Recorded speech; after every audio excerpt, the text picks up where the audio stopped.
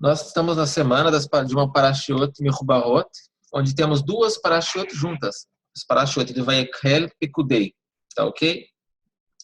Na Parashá passada, nós vimos o triste episódio do Egel Azav, do bezerro de ouro, com o qual Israel foi e transgrediu, fez uma transgressão que nós, em geral, achamos terrível, né?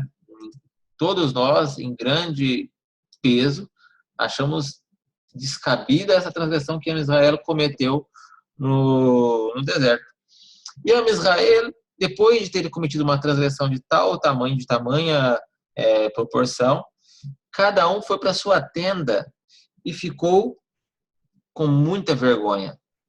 Então, as pessoas, quando cometeram esse erro, essa transgressão, elas todas retornaram para suas tendas.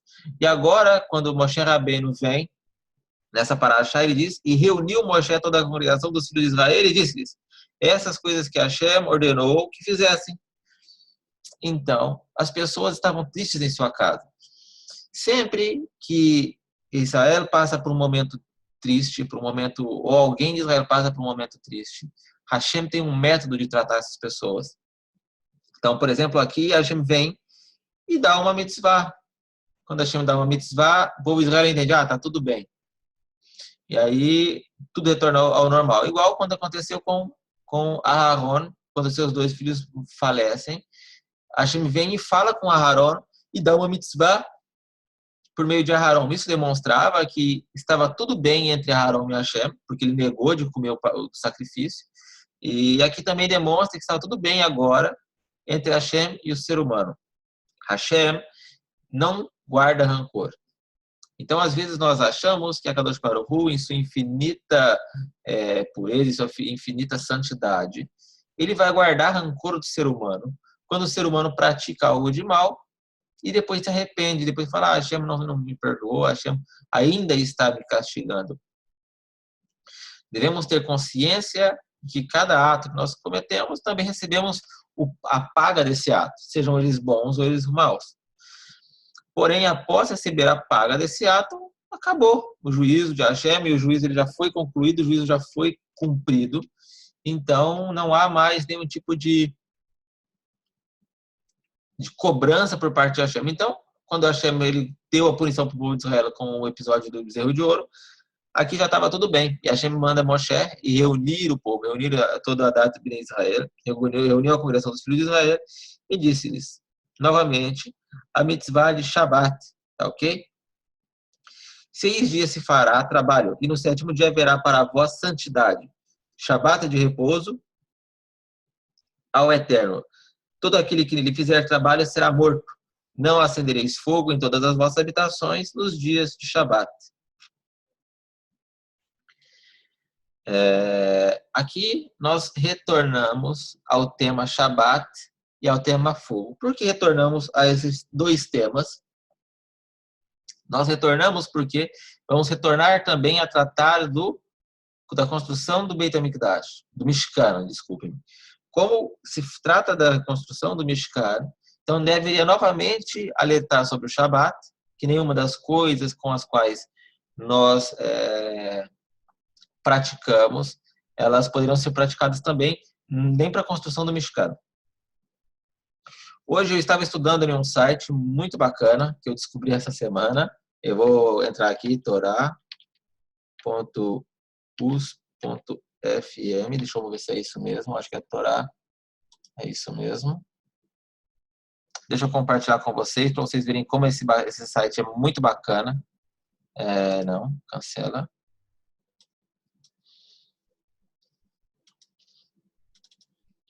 Então, nós temos aqui só tem em hebraico, claro, né? Parashá Haftarah, Vayekhel Pekudei. E aí nós temos, durante a Parashá, ele tem algumas marcações. Eu havia comentado sobre o site Sefaria, no outro shiur que nós passamos ontem. E hoje estou falando sobre esse site aqui, que é muito bacana. E hoje eu aprendi uma coisa nova sobre o termo Melachá. Eu vim aqui, cliquei em Melachá, e ele tem toda a etimologia da palavra, o que quer dizer a palavra, e qual é o sentido da palavra. Então, Melachá, a palavra Melachá, não devemos fazer no Shabbat nenhum tipo de Melachá. Ela tem o Shoresh é a raiz da palavra. Toda a raiz da palavra no hebraico são baseadas em 3 letras. Então, aqui, la'ar. Então, nós temos duas palavras que se derivam do la'ar, que é melachá, que é trabalhar, formar, como na palavra melachá. Quando nós trabalhamos, quando nós formamos algum tipo de novo utensílio, uma nova obra, criamos algum tipo de objeto, nós fazemos uma melachá. Porém, por que Hashem usou a palavra melachá? Ele poderia usar a palavra vodá, poderia usar a palavra etzirá. O que ele quer nos ensinar aqui nessa palavra melachá, que nós também não podemos enviar ninguém. Shelihut, não podemos enviar uma pessoa para fazer no nosso lugar.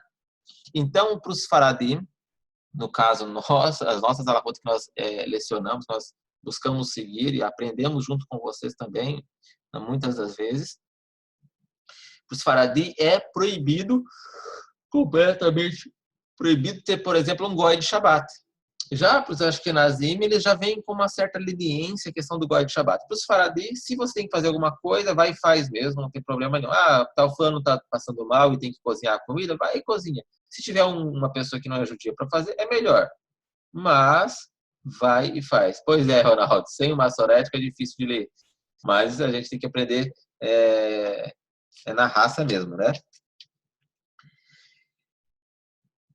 Então, nós continuamos aqui na nossa paraxá, com o pedido doador de coração. As pessoas são e sempre foram chamadas à doação de uma maneira espontânea, de uma maneira com a qual não se estipulava valores, fora alguns valores já eram estipulados, como o maaser, como o próprio Mechatzit HaShekel, que nós estudamos na paraxá passada. Esses são valores fixos, fora isso, não. Nós temos aqui algumas solicitações de objetos, de o que Hashem precisava dos objetos para a construção do Mishkan.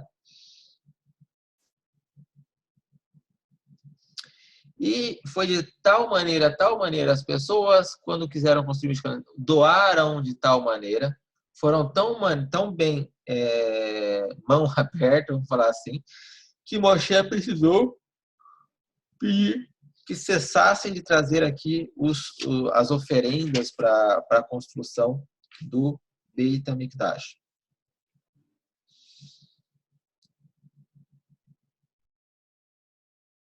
Alguém tiver alguma pergunta, pode ir fazendo que eu estou procurando. Hoje eu estou sem meu parceiro, Rav Alexander, para ir dividindo o shiur comigo, para enquanto ele vai vendo uma coisa, eu vou vendo outra coisa.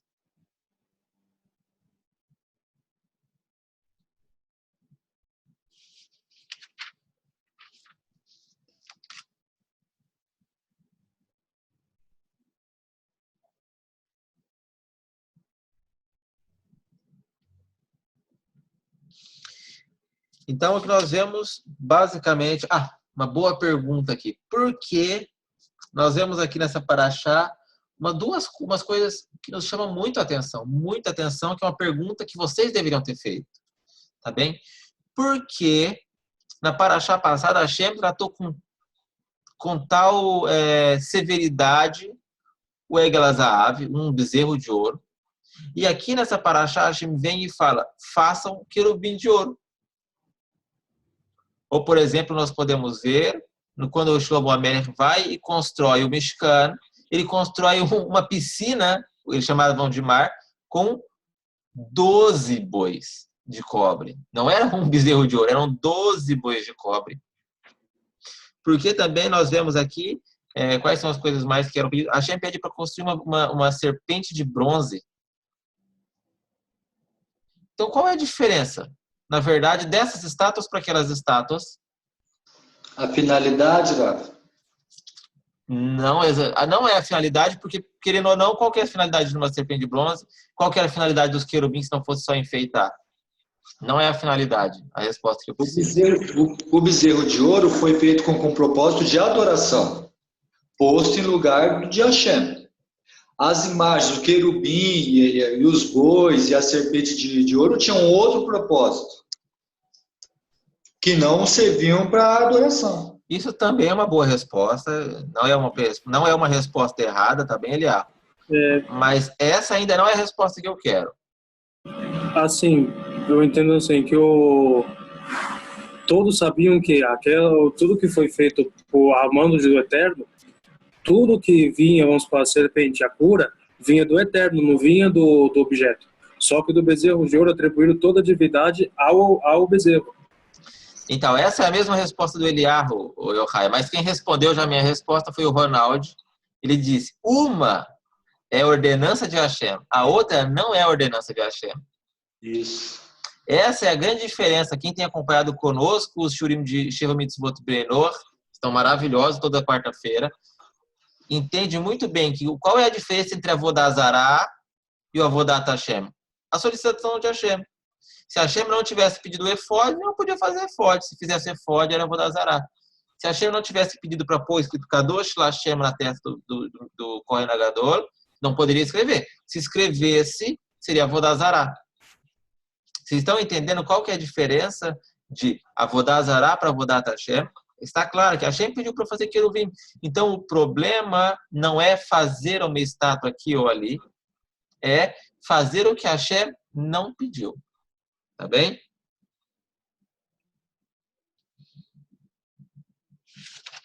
Perfeito. Então, vamos lá. Podem fazer perguntas aí sobre a Paraxá. Quem deu uma lidinha na Paraxá? Eu estou aqui tentando achar mais trechos aqui.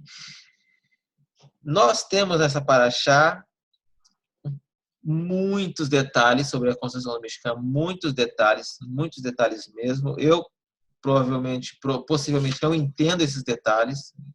São difíceis de entender quando fala das tábuas, quando falam dos encaixes, quando falam disso e daquilo.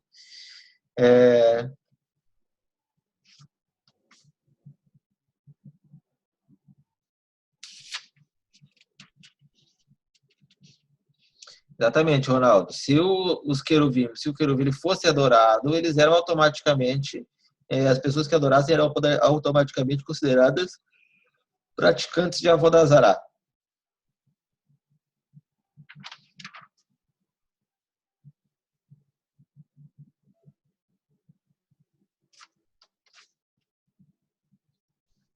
Existem muitos detalhes, muitos relatos sobre os querubim. Quem eram os querubim? Qual era o formato desses querubim? Como eles se pareciam? Na semana passada nós comentamos algumas coisas, né? Que eles, quando Israel estava de acordo com Hashem, eles ficavam de frente um para o outro. Quando Israel não estava de acordo com Hashem, eles ficavam de costa um para o outro. Tá ok? E eles tinham rostos de crianças, porque a palavra queruv,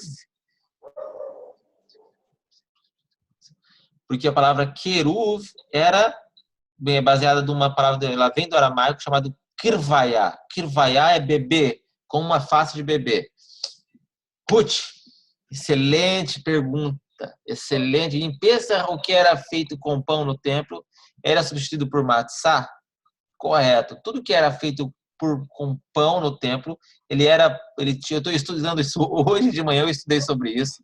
É muito interessante porque tem algumas oferendas no templo que acompanham pão. Essas oferendas que acompanham pão, eu ainda não cheguei na resposta dessa pergunta, porque eu comecei a estudar essas datas do Talmud e não terminei. Estou acompanhando o raciocínio dos sábios. E eles estão na discussão se quando um sacrifício ele era oferecido com matzá e pão, porque alguns sacrifícios eles eram oferecidos obrigatoriamente, como por exemplo 3 pães de farinha e 3 matzá, um exemplo. Então esse sacrifício ele só pode ser oferecido com a matzá e com o pão, as duas coisas. E aí agora está uma discussão no Talmud, eu não consegui chegar nessa resposta de que se é Pêssar, se pode oferecer o sacrifício e as matzot ou não. Tem que esse sacrifício ele se abstém durante o Pêssar, tá bem? Então, em geral, tudo que era pão, por exemplo, os pães da proposição do templo, ele era substituído por matzá. Isso não tem dúvida. A dúvida é o sacrifício, e que eu não tenho a resposta ainda, os sacrifícios que obrigatoriamente deviam acompanhar pão, se eles se abstinham ou não no período de Pêssar, tá ok? Quem está discutindo isso, para que as pessoas que estão aqui na nossa sala, quem está trazendo essas informações para nós, é o Tana Rabi Eliezer. Tana Rabi Eliezer, ele é um dos últimos Tanaim que participaram do serviço no templo e também foram um dos compiladores da Mishnah. Então vamos lá. Muito boa pergunta. Eu vou procurar saber e te dou resposta até terça.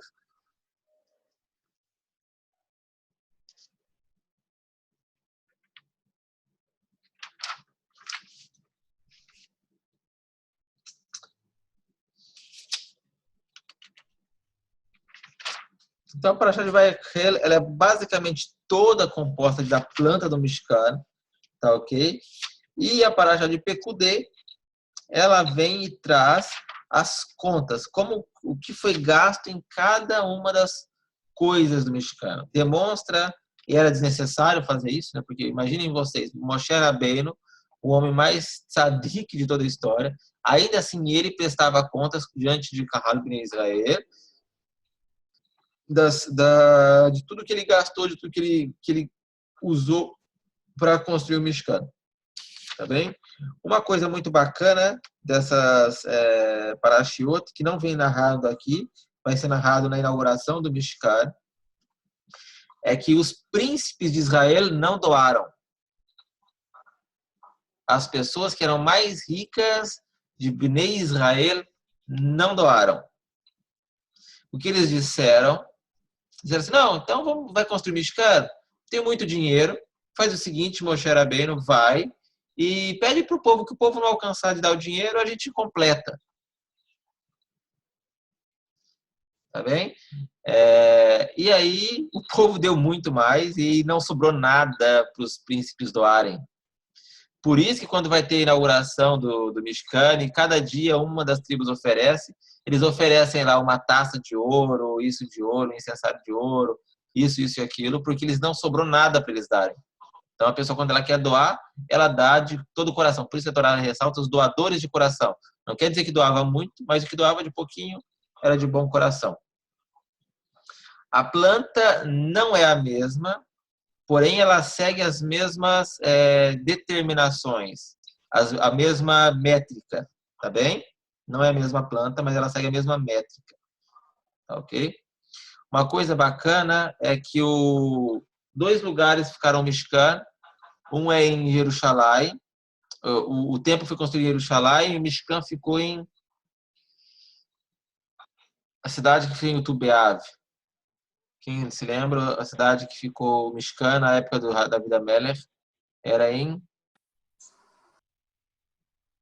Meu irmão sabe. Raul, qual que é o nome da... Shiló? Shiló. Obrigado. Shiló ficou Mishkan e também Jerusalém.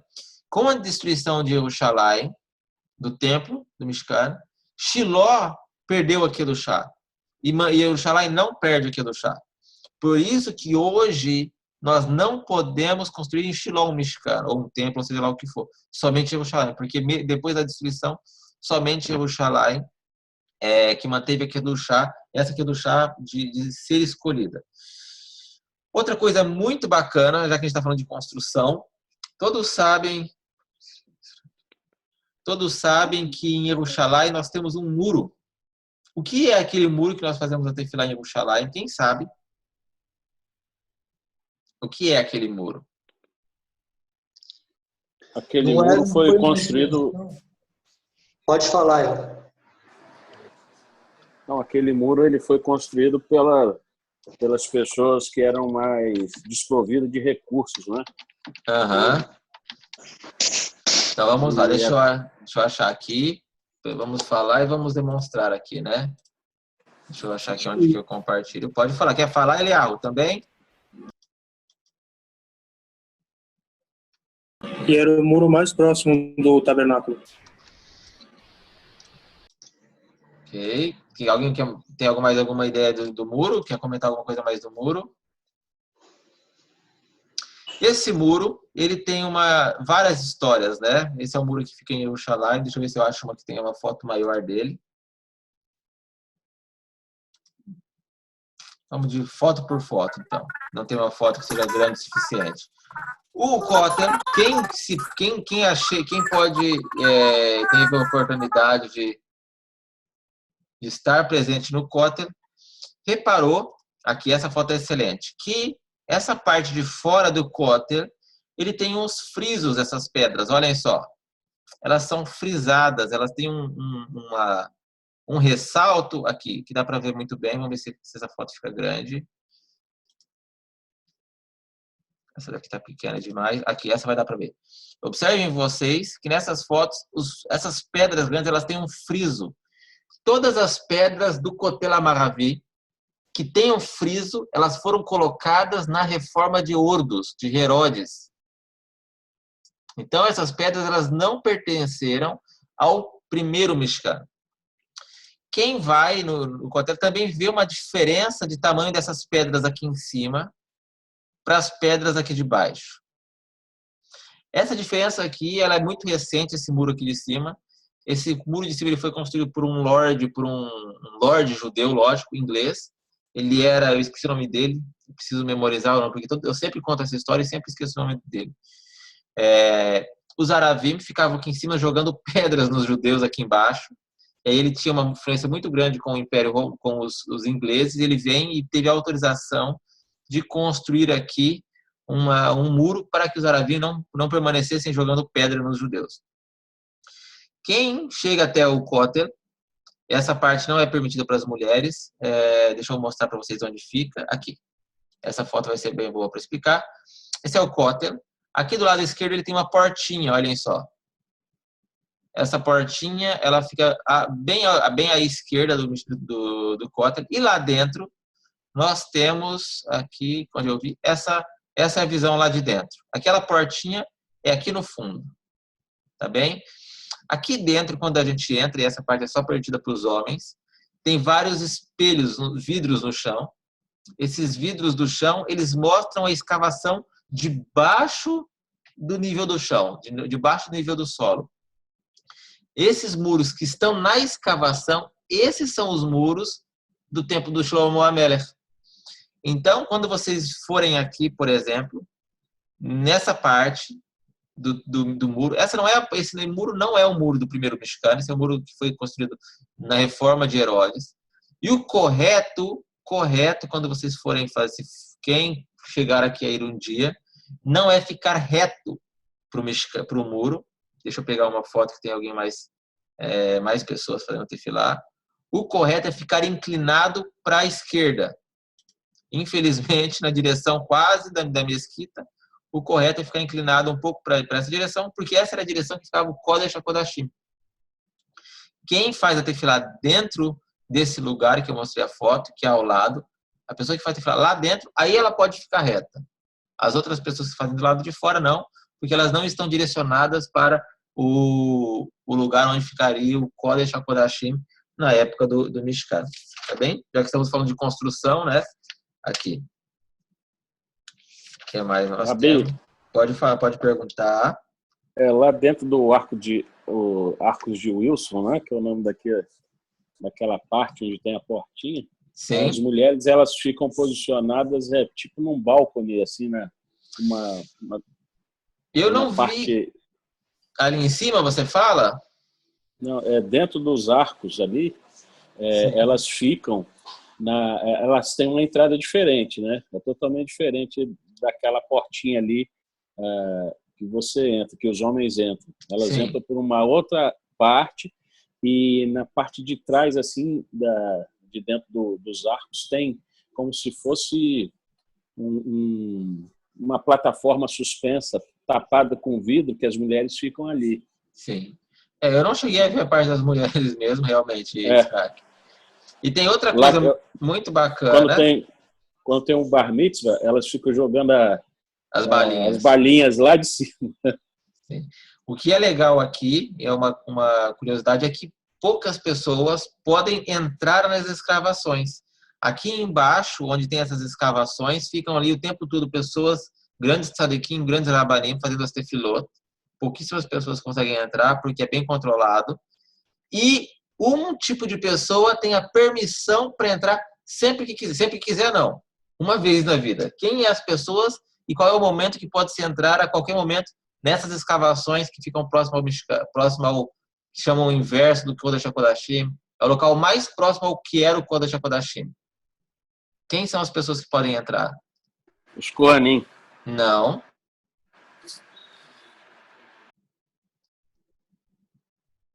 Não são os Kohanim. são um casal de noivos nas vésperas do casamento. O casal de noivo, na véspera do casamento, pode entrar dentro dessas escavações, dentro do Kodesh, não é o Kodesh Kodashim, mas é o local mais próximo ao Kodesh Kodashim. Tá ok? Os nossos sábios nos dizem que esse é o local onde, a mais ali embaixo, né, é o local onde está escondida a nossa arca, que foi escondida na época do profeta Irmiyahu, tá ok? Por isso que tem esse costume dos Yehudim não passarem sobre o monte do templo também. Nessa paraxá, nós vemos aqui que as pessoas, em geral, não conseguiram montar o Mishkan. As pessoas não conseguiram montar o Mishkan, apesar de terem feito todas as suas peças segundo as medidas. Porém, Moshe Rabbeinu estava muito triste. Muito triste, muito triste, muito triste, porque ele mesmo não fez nada do Mishkan. Ele não pôde contribuir com nada. Então, somente Moshe Rabbeinu vai e consegue montar o Mishkan. Existem vários midrashim que falam que Moshe Rabbeinu simplesmente encostou a mão e ele se armou sozinho. Mas é porque Moshe Rabbeinu tinha realmente um intelecto muito poderoso, muito forte, muito sábio, e conseguia imaginar já tudo como pronto.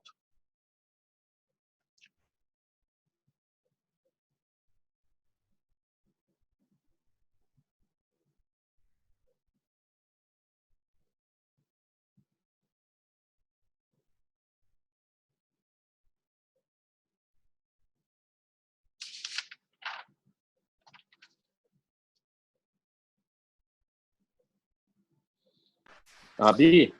Sim, pode perguntar. Hoje eu li algo interessante que eles acharam aí nas escavações que ficam no Kotel, né?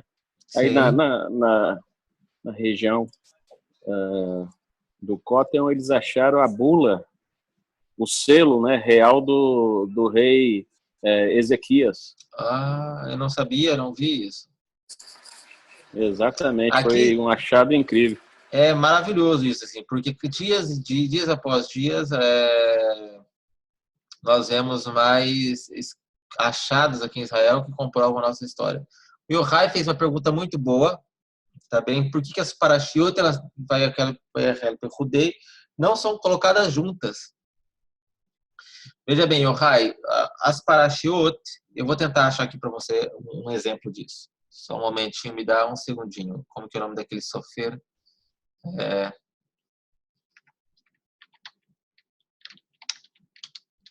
Eliyahu,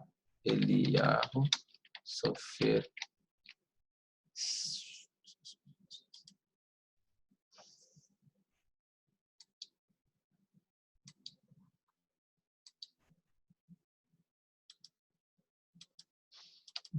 Não.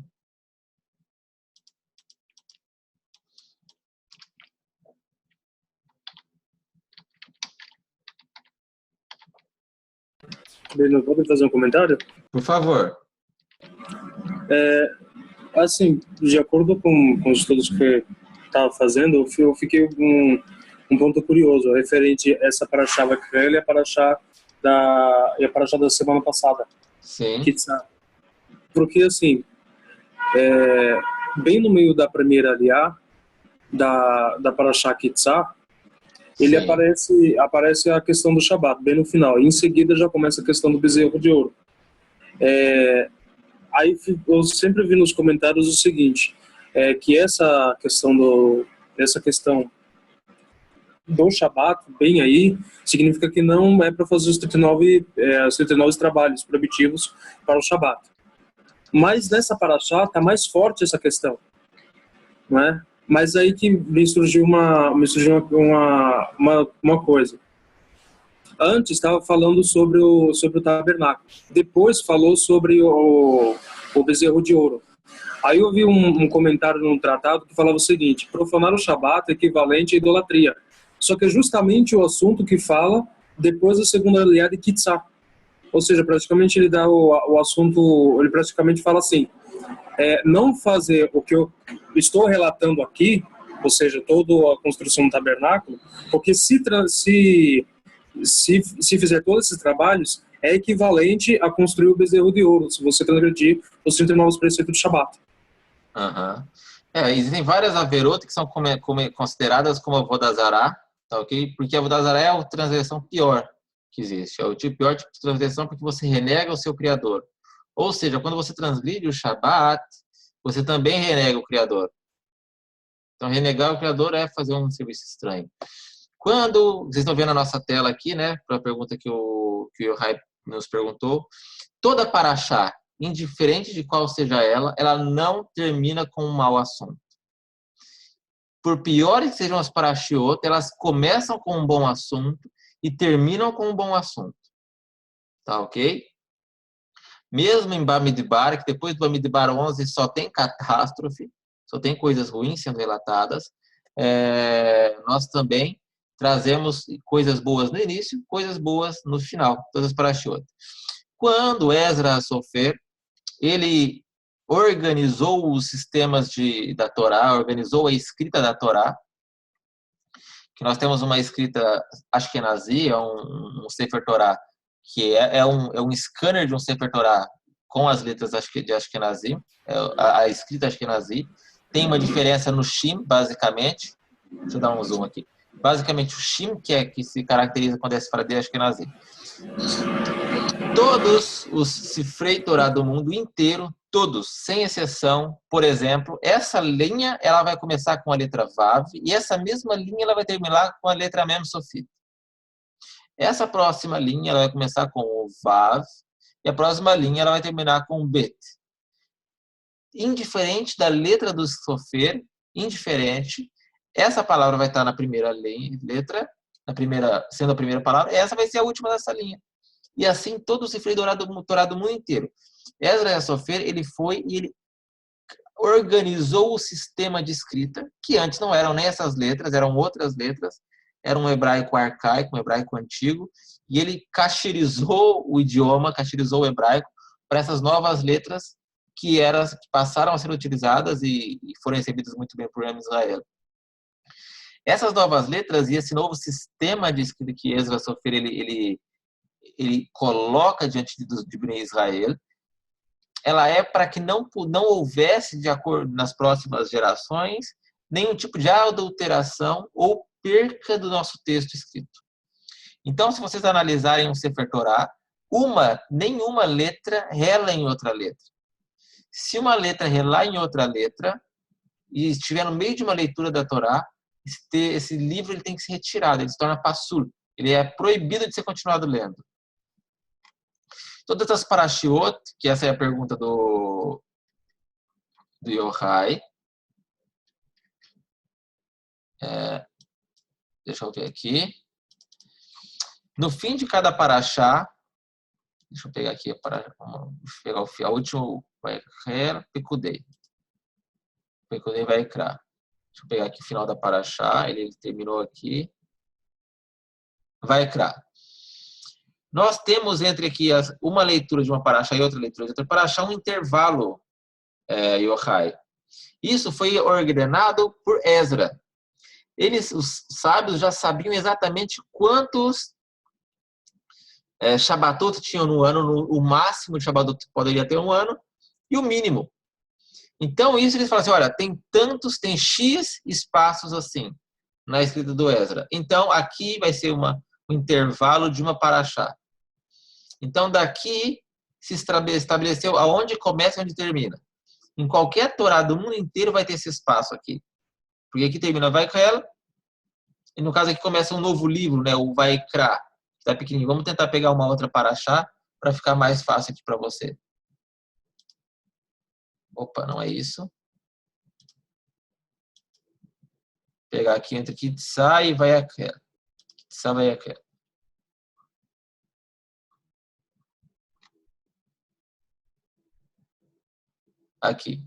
Aqui nós temos, por exemplo, um intervalo de uma paraxá. Isso aqui é uma paraxá Pturá. Então, se você pegar aqui antes da paraxá Vayakhel, nós temos a paraxá, nós estamos semana passada. Eu vou abrir aqui para vocês verem. Segurar, na verdade. e que é o Kitsá. Deixa eu pegar uma outra paraxá para usar de exemplo. Deixa eu pegar uma paraxá que seja aberta. No final de cada paraxá, nós temos aqui um P e um S, e um Samer, na verdade, que eles aparecem sempre no final de cada parashiot. Aqui. Tetzaveh, Kitsá. Tetzaveh, Kitsá.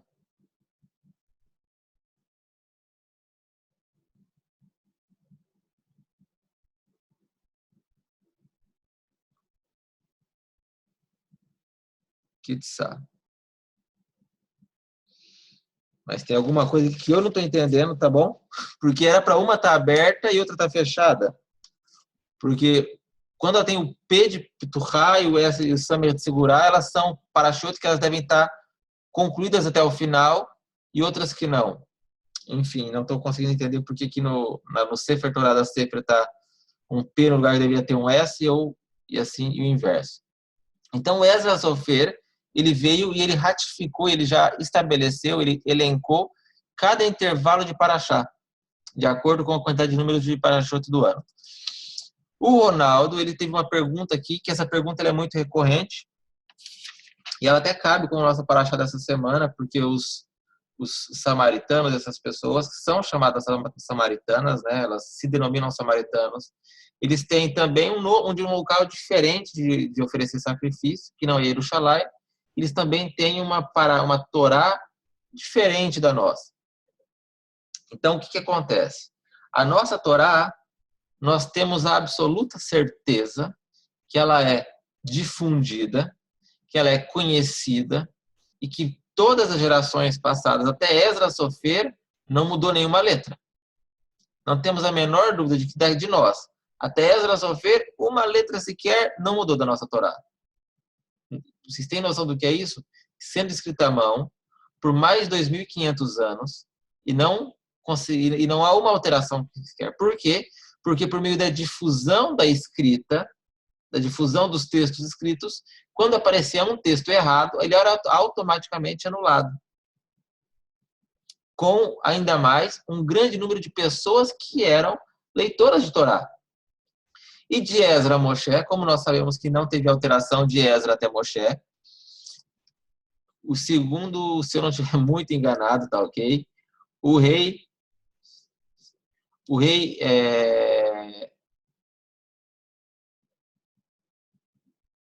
Josias, Yoshiarro, ele mandou fazer uma reforma no Mishkan, aproximadamente, se eu não estou enganado, tá? 100 e poucos anos antes do cativeiro babilônico. Na verdade, antes de Esdras Sofer. 100 e poucos anos antes de Esdras Sofer. E nessa reforma encontraram um Sefer Torah. E aí fala assim, mandaram avisar o rei que encontraram um Sefer Torah que havia sido escrito por Moshe. Esse Sefer Torah era um escrito por Moshe. Então, se de Moshe até 100 anos aproximadamente antes de Esdras Sofer ainda tinha um Sefer Torah, e não tem relatos que falam assim, olha, esse Sefer Torah é diferente dos que nós já temos. Era simplesmente um Sefer Torah novo, velho, que havia sido entregue por Moshe. E ainda existia esse Sefer Torah. E não foi apresentado nenhum tipo de dúvida sobre o texto existente. Então, desse texto, 100 anos antes, até Esdras tem só 100 anos. Então, é impossível que um texto que por 2.000 anos não se adulterou, mais 100 anos até Esdras não se adulterou, e até hoje ele também não adulterou. E agora vem essa questão dos samaritanos. Então, os samaritanos. Esse é um tipo de pessoa, é um grupo de pessoas que vivem aqui em Nablus, que eles se dizem samaritanos e que tem uma Torá, que essa Torá ela é tão antiga que ela foi escrita pelo neto de Moshe Rabbeinu, que era o filho do Pinchas. Eles dizem que a Torá deles foi escrita pelo filho do Pinchas. Agora, de hoje até lá, são aproximadamente 3.600, 3.700 anos. Procurem no Google, por favor, quanto tempo que dura um texto escrito num pergaminho de couro exposto ao ar livre. Vocês vão falar, encontraram os pergaminhos do Mar Morto, que tem mais de 2.000 anos de idade. Claro, Eles têm mais de 2.000 anos de idade porque foram guardados em jarros de barro, com um sistema de conservação muito bem conservado. Agora, pega um couro e deixa ao ar livre por 2.000 anos, para você ver se dura. Ou seja, parte do princípio que já é uma loucura acreditar nisso, de que existe um rolo que chega a 3.500 anos de idade de couro. Então, parte daí já é lógico que não é um Sefer Torah. Hoje, eles são 150 pessoas, no máximo 200 pessoas. E aí eu venho e faço outra pergunta. Quantas dessas pessoas detiveram o poder de ter o livro? Ou tiveram em suas mãos, sem que ninguém antes ou ninguém depois duvidasse de que esse livro foi adulterado? Então, imagine vocês, você é o patriarca de uma sociedade e você é contrário a um outro tipo de judeus. E só você tem um livro na mão. E você fala assim, eu vou mudar aqui e eu vou falar para o meu filho que eu recebi assim, e pronto. Porque não tem quem duvidar. Então, eles tiveram na mão, com um número muito, muito pequeno de pessoas, se é que tiveram essas pessoas, um livro que eles poderiam adulterar em qualquer momento da história, que não teria nenhuma geração antes para duvidar, porque eles também não eram tão estudados, tão cultos quanto os judeus mesmo, e nenhuma geração depois para duvidar, porque era o que eles tinham. Eles não tinham números de cópia, eles não tinham sistema de copista. Então, eles usam um sistema de alfabeto diferente do nosso, que é alfabeto que, na verdade, não é nem o alfabeto hebraico, é um alfabeto que remete aos povos que viviam na região, é um alfabeto mais cananita do que hebraico. Então, eles usam esse alfabeto ainda, essa é a diferença. Na Bíblia deles, na Torá deles, na verdade, eles têm uma diferença muito grande de textos, principalmente no que diz respeito ao serviço no templo. Então, nós temos os Aseret Dibrot. Se vocês analisarem o Aseret Dibrot, eles têm 4 mandamentos iniciais referentes a Kadosh Baruch Hu, um quinto que é dos pais, e 5 mandamentos de homem para com seu próximo. Não tem nenhuma abertura para nem ter um outro tipo de mandamento relacionado ao templo ou qualquer tipo de coisa que seja. Eles colocam como 10º mandamento o serviço divino no Monte Gerizim. Então, se vocês analisarem o texto de verdade, não tem lógica. Eles atribuem a Esdras, a Sofer, uma série de adulterações que eles mesmos fizeram. Então, eles vêm e colocam lá que tem que pôr o serviço só no Monte Gerizim, tem que fazer isso, fazer aquilo outro. Aí eu parei um dia e perguntei, mas se eu fosse Esdras, eu ia colocar para não cobiçar a mulher do próximo? Eu ia colocar, então, serve em Jerusalém. Se for para eu adulterar, faz igual a Igreja Católica fez, eles não trocaram o Shabat pelo domingo? Porque é muito mais fácil adulterar trocando uma palavra e não um texto inteiro. Troca Gerizim para o Jerusalém, para o tribo de Benjamim, muito mais fácil. Então, por A mais B, os samaritanos, os que se dizem samaritanos, eles hoje não são samaritanos, eles são descendentes dos povos persas, porque quando o rei de Nebuchadnezzar ele vem e domina o território de Israel, ele pega todos os Yehudim que viviam na Samaria, na região de Samaria, e deporta eles. E os sábios do Talmud nos dizem que eles foram levados até as ilhas das Filipinas. E eu fiz uma vez uma pesquisa muito bacana sobre isso, com certeza já se perdeu no tempo, que existem ilhas e regiões das Filipinas que têm nomes judaicos, nomes hebraicos antigos, em um hebraico muito antigo. Muito bacana isso. Uma pesquisa para quem quiser se embrenhar, uma pesquisa legal de se fazer. Então, foram dispersas as 12 tribos, desde aqui da Índia até as Ilhas Filipinas, foram dispersas. E essas pessoas desses lugares foram trazidas para viver aqui no território de Israel, na região da Samaria. E os nossos sábios do Talmud dizem que teve um momento onde que nós sabemos que para viver em Israel tem que ter um nível de espiritualidade, um nível de ser correto, razoável. Se essas pessoas não têm, essas pessoas são consumidas pela própria terra. Essas pessoas estavam vivendo próximos do reino de Israel, ou seja, a Kedushá do povo de Israel era muito elevada, e estavam praticando coisas que não deviam ser praticadas no território de Israel. O que acontece com essas pessoas? Eles começam a ter feras do campo que começam a vir e a dominar a região deles, e nesse momento eles se convertem ao judaísmo. Então esses samaritanos eles se convertem ao judaísmo, mas não é aceita a conversão deles. Por quê? Porque eles se converteram por um motivo. Toda conversão que ela é convertida, ela se dá a cabo por um motivo, a conversão não é aceita. Não recebem essas pessoas. Isso a gente pode estudar Na Masechet Gerim, é uma das 12 Masechot Ktanot do Talmud. Tem 12 Masechet que são pequenininhas, Masechet Gerim é uma delas. E lá está dito que que não é aceito nenhum ger que se converta por qualquer tipo de interesse, que não seja único e absolutamente serviço a Kadosh Baruch Hu. Então os samaritanos eles não são aceitos como judeus, são persas na verdade, e eles mantiveram a religião deles, e eles evidente não querem se juntar a nós como nação, como povo, porque eles têm o sistema deles. Coisas que vocês não sabem, que as pessoas no Brasil não sabem, mas eles não aceitam conversão, né? É impossível se converter à religião samaritana. Eles não aceitam, porque só aceitam o texto escrito da Torá. No texto escrito da Torá não está escrito fareis gerim ou aceitais gerim, não está. E eles também tiveram as adulterações dele, então eu não faço nem ideia do que tem na Torá deles. Eles têm um sincretismo muito grande, um sincretismo religioso muito semelhante ao que nós chamamos dos aquele povo que fica na rua olhando a mão.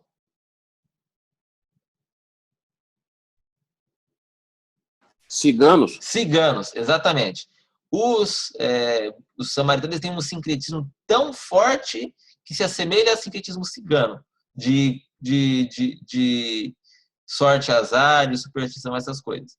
Então eles têm a Torá deles, que foi criada por eles, que eles têm o sistema deles e é tudo deles, ou seja, o que nós viemos aprendendo é que sempre que o ser humano cria algo no serviço divino, o que é isso?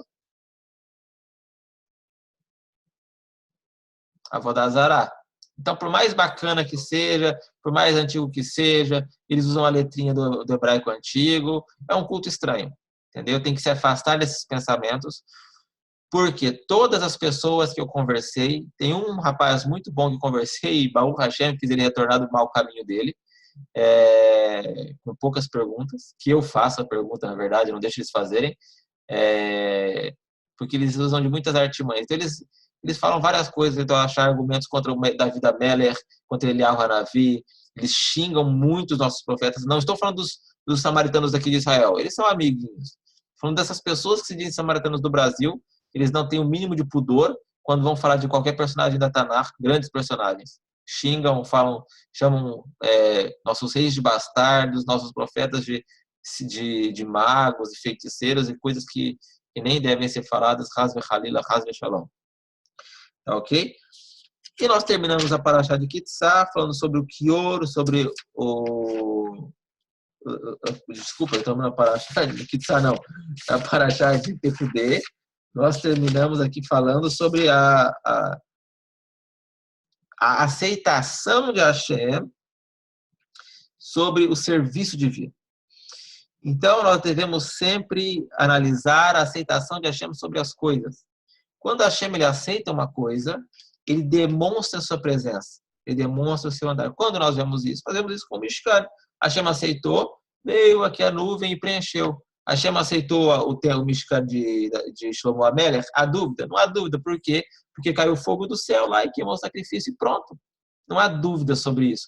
É um fato histórico. Porque se não tivesse acontecido e tivesse sido registrado, as gerações seguintes falam assim, opa, meu avô não viu isso, então isso é mentira, então eu não vou seguir esse templo, vou voltar a fazer o meu Mishkan lá. E não houve nenhuma dúvida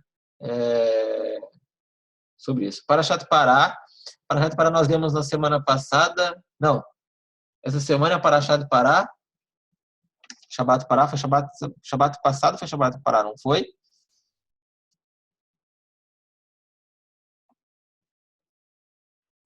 Só um momentinho, Rai.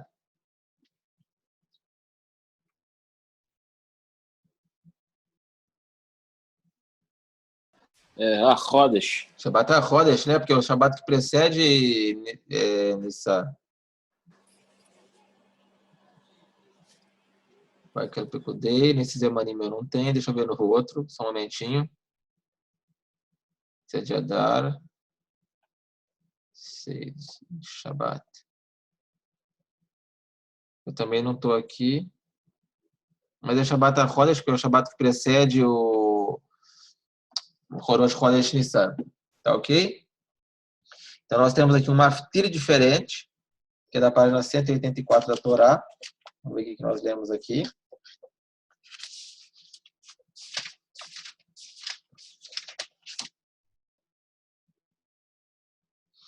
que a leitura este mês será para vós o princípio dos meses e não o início do ano. Então, esse é por isso que nós lemos esse Shabbat, Shabbat HaChodesh. Por fim, são 2 parashot cheias de temas que envolvem a construção do Mishkan. Não tivemos nosso Rav Alexander conosco hoje. Provavelmente ele descansou um pouco, porque tem um shiur às 5 da manhã também. Então, gostaria de desejar a todos um Shabbat Shalom. Muito obrigado pela presença e pela paciência de todos hoje, pelo nosso shiur, que não foi tão de Shabbat, que não deu tão certo quanto eu queria que desse. Mesmo Hashem na semana que vem. Vou deixar o celular bem carregado para a gente fazer nosso Kiddush bem feitinho. Tá beleza?